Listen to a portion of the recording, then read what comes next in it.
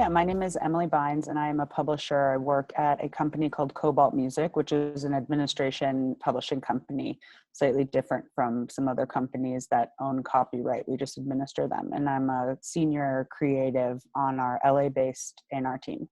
And I work predominantly with a lot of the smaller boutique publishing companies that we administer and help facilitate opportunity for their roster, but then also make sure that they're using our resources to be able to grow internally. That's my main role there. And then I have a roster of my own writers and producers and artists that I work with. And I've been there for about 3 years. Awesome. And how are you doing with the current challenges from COVID-19 and how are you kind of facilitating your roster, pushing them to collaborate during this time?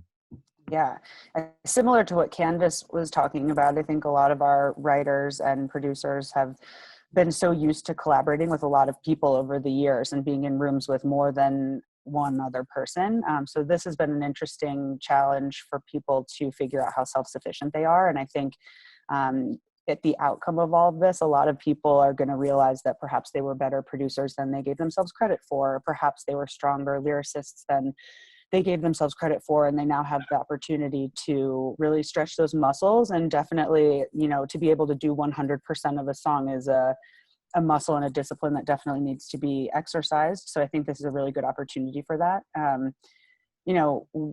People are really trying to figure out how to make the Zoom collaborations work. There's a couple of really excellent programs like Loopback that have been helping with some of the delays and, like just making edits and just kind of trying to communicate via a bad internet connection. But, those challenges I think are going to just be ongoing, and just kind of like as this unfolds, we're going to just be seeing more and more the best ways that people can kind of take up their time now, as opposed to what we were busy doing before. But like the pitching community is really active. We still have people looking for songs, producers making beats and loops, and all those things that perhaps they never really had time to clean out on their hard drives are now coming up because they've got some free time. So there's some silver lining in all of this for sure, but we're definitely trying to figure out how to reallocate our time. I think publishers in this particular window of our history are happy to be working in intellectual property.